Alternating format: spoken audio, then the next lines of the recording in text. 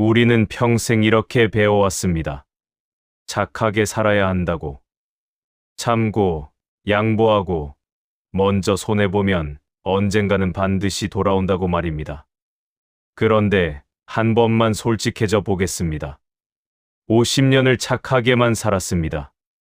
시부모님 모시고, 남편 뒷바라지하고, 자식들 키우느라 내 인생은 뒷전이었습니다.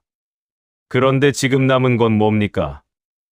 몸은 아프고, 마음은 외롭고, 그렇게 베풀었는데 고맙다는 말 한마디 듣기가 하늘의 별 따기입니다. 혹시 이런 생각 해본 적 없으십니까? 내가 너무 만만했나? 이렇게까지 할 필요가 있었나? 오늘 이 영상은 당신의 인생을 비난하지 않습니다. 오히려 정반대입니다. 착한 사람이 손해보는 이유는 당신이 부족해서가 아니라 아무도 알려주지 않은 진실 때문이라는 걸 이제부터 이야기하려 합니다.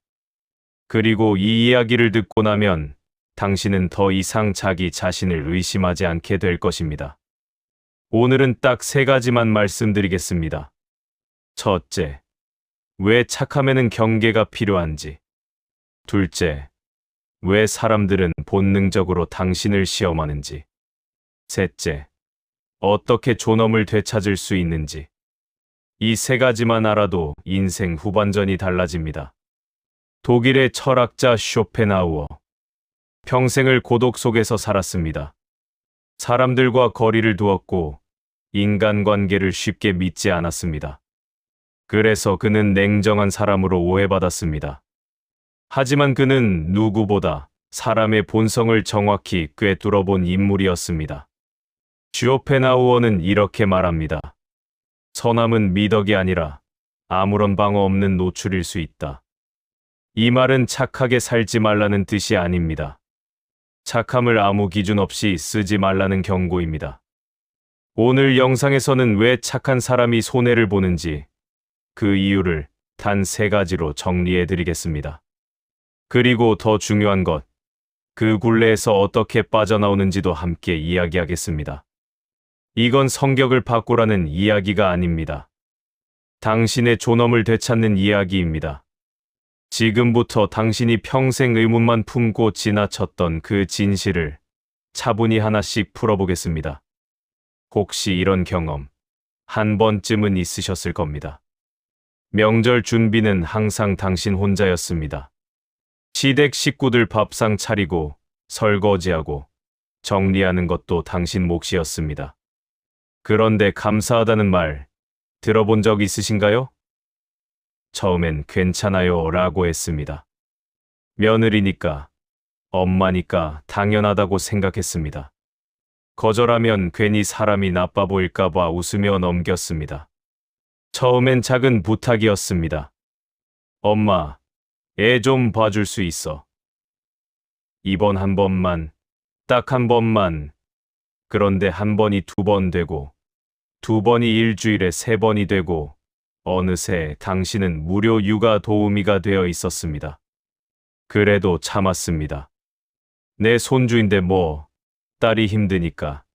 그런데 어느 날 전화 한 통 없이 애를 데려다 놓고 갑니다. 미안하다는 말도 없이. 그때 느끼셨을 겁니다. 아, 나는 당연한 사람이 되었구나. 이쯤 되면 이런 생각이 들지요. 내가 너무 착했나? 이제 와서 거절하면 내가 이상한 사람 되는 거 아닌가? 여기서 쇼펜하우어가 발견한 아주 중요한 진실이 있습니다. 사람들은 착한 사람을 존중하지 않습니다. 경계가 없는 사람을 편한 사람으로 인식할 뿐입니다. 쇼펜하우어는 말합니다. 존중은 요구하지 않는 자에게 자연스럽게 주어지지 않는다. 이 말은 소리를 높이라는 뜻이 아닙니다. 화를 내라는 말도 아닙니다. 다만 선을 분명히 하라는 뜻입니다. 쇼펜하우어는 사람의 본성을 이렇게 보았습니다. 사람은 끝없이 무언가를 원합니다. 한 가지가 채워지면 즉시 다음 것을 요구합니다. 이것이 바로 인간의 본성입니다. 당신이 한 번 들어주면 그 다음엔 더 쉽게 부탁합니다. 2번 들어주면 그것은 습관이 됩니다. 3번 들어주면 그것은 권리가 됩니다. 착한 사람의 문제는 마음이 약해서가 아닙니다. 기준을 드러내지 않았다는 것입니다.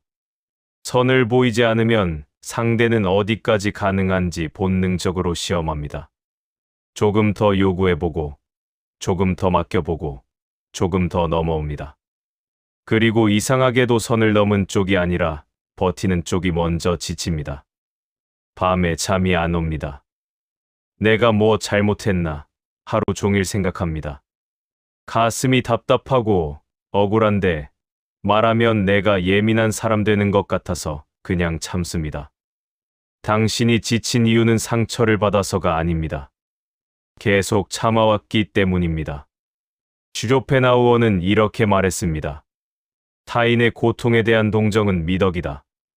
그러나 자신의 고통을 무시하는 것은 어리석음이다. 이제 여기서 한 가지를 허락해도 됩니다. 부탁을 거절했다고 해서 당신의 가치가 떨어지지 않습니다. 싫다고 말했다고 해서 당신이 나쁜 사람이 되는 것도 아닙니다. 당신이 빼앗긴 것은 친절이 아니라 당신 자신의 시간과 존엄이었습니다. 경계는 벽이 아닙니다. 경계는 당신을 지키는 보이지 않는 울타리입니다. 쇼펜하우어는 이렇게 조언합니다. 사람에게 모든 것을 주는 순간 당신은 아무것도 아닌 존재가 된다. 이제부터는 착함을 줄이기보다 기준을 먼저 세우는 삶으로 조금씩 옮겨가셔도 됩니다. 그리고 이것만은 꼭 기억하셨으면 합니다. 지금까지 손해본 인생은 당신이 잘못 살아서가 아니라 아무도 이 경계를 알려주지 않았기 때문입니다. 혹시 자녀한테 엄마는 당연히 해야지 이 말 들어보신 적 있으세요? 댓글에 공감이라고만 써주세요. 혼자가 아니라는 걸 느끼실 겁니다. 그런데 여기서 끝이 아닙니다. 더 중요한 이야기가 남았습니다. 당신이 선을 긋지 않았을 때 사람들은 어떤 반응을 보일까요? 지금부터 그 충격적인 진실을 말씀드리겠습니다. 사람 관계에서 아주 묘한 순간이 있습니다. 처음에는 고마워하던 사람이 어느 순간부터는 아무 말도 하지 않는 순간입니다. 도와주는 건 여전한데 감사는 사라졌을 때, 부탁은 늘어났는데 미안함은 없어졌을 때 말입니다. 예를 들어 볼까요? 아들이 처음 용돈을 달라고 했을 때 당신은 기꺼이 주었습니다. 우리 아들 필요한 거 있으면 언제든지 말해. 그런데 한 달에 한 번이던 것이 2번이 되고 어느새 일주일에 한 번씩 손을 벌립니다. 엄마, 이번 달 좀 힘들어. 엄마, 급한 일이 생겼어. 그리고 어느 날부터는 통장에서 돈이 빠져나갑니다. 물어보면 이렇게 말합니다. 엄마, 전에 괜찮다고 했잖아. 이때 많은 분들이 이렇게 생각합니다. 원래 이런 아이였나? 내가 뭘 잘못했나? 하지만 쇼펜하우어는 이것이 인간의 본성이라고 말합니다. 사람은 의식하든 의식하지 않든 관계를 시험하는 존재입니다. 쇼펜하우어는 이 본성을 아주 냉정하게 말합니다. 지나친 선함은 상대의 욕구를 깨운다. 그리고 그 욕구는 결코 만족을 모른다. 이 욕구란 악의가 아닙니다. 어디까지 되는지 확인해보고 싶은 본능적 충동입니다. 처음엔 정말 미안해서 부탁합니다. 그 다음엔 괜찮다 했잖아가 되고 마지막엔 설명조차 사라집니다. 이건 당신이 만만해서가 아니라 선을 보여주지 않았기 때문입니다. 쇼펜하우어는 이렇게 말합니다. 인간의 욕구는 경계를 만나기 전까지 멈추지 않는다. 사람은 경계가 보이지 않으면 그 경계가 없는 줄 압니다. 그래서 1번 넘고 2번 넘고 3번째에는 이미 돌아올 길을 잇습니다. 쇼펜하우어가 평생 연구한 결론이 있습니다. 인간은 균형 속에서만 존엄을 유지할 수 있다는 것입니다. 지나친 선도, 지나친 악도 모두 자신을 잃게 만듭니다. 진정한 지혜는 적절한 때에 적절한 방식으로 적절한 사람에게 베푸는 것입니다. 그리고 이상한 일이 벌어집니다. 선을 넘은 사람은 아무렇지도 않은데 참고 있던 당신만 점점 불편해집니다. 이때 관계는 이미 비틀어져 있습니다. 당신은 희생자가 되고 상대는 가해자가 아니라 당연히 받아도 되는 사람이 됩니다. 이 구조가 무서운 이유는 분노조차 당신의 몫이 되기 때문입니다. 내가 예민한 건가? 이 정도도 못 참나? 내가 인색한 건가? 이 질문을 자기 자신에게 던지는 순간 관계의 주도권은 이미 넘어간 상태입니다. 쇼펜하우어는 이렇게 경고합니다. 침묵은 동의가 되고 동의는 습관이 되고 습관은 지배가 된다. 당신이 말하지 않는 순간 상대는 당연함을 학습합니다. 여기서 한 가지 중요한 전환이 필요합니다. 선을 긋는 순간 관계가 깨질 것 같아 두려우셨죠. 자식인데 어떻게 안 도와줘? 형제인데 어떻게 거절해? 하지만 쇼펜하우어는 이렇게 말합니다. 선을 긋자마자 깨지는 관계라면 그것은 이미 관계가 아니라 착취였다.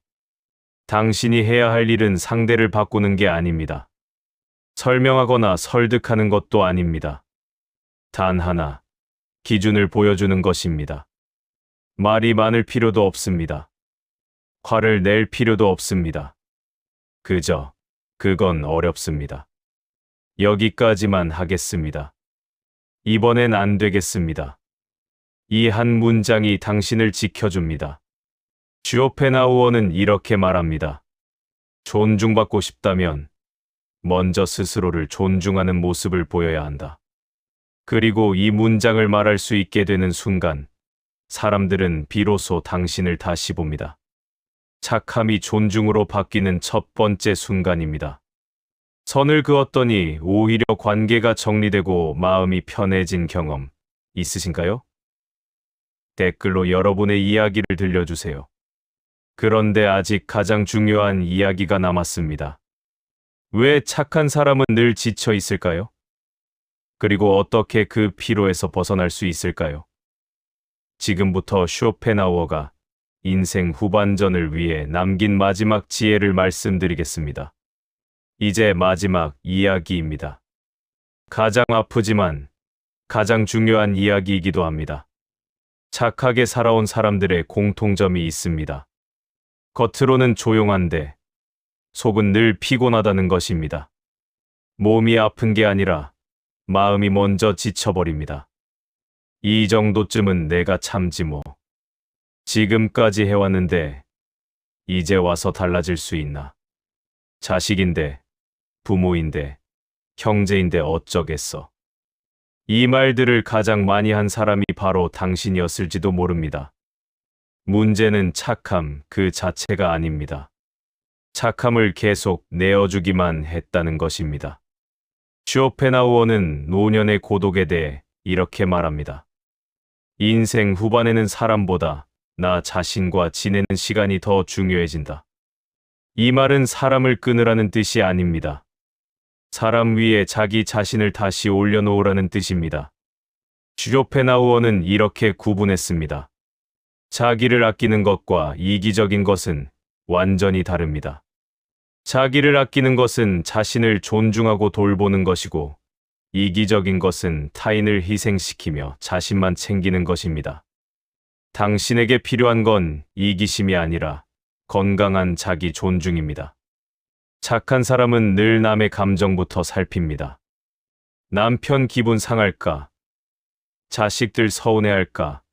형제들이 뭐라고 할까? 그러다 보니 정작 자신의 감정이 어느 순간부터 보이지 않게 됩니다. 그래서 이런 허무가 옵니다. 나는 왜 이렇게까지 했을까? 남은 건 왜 나뿐일까? 내 인생은 대체 뭐였나?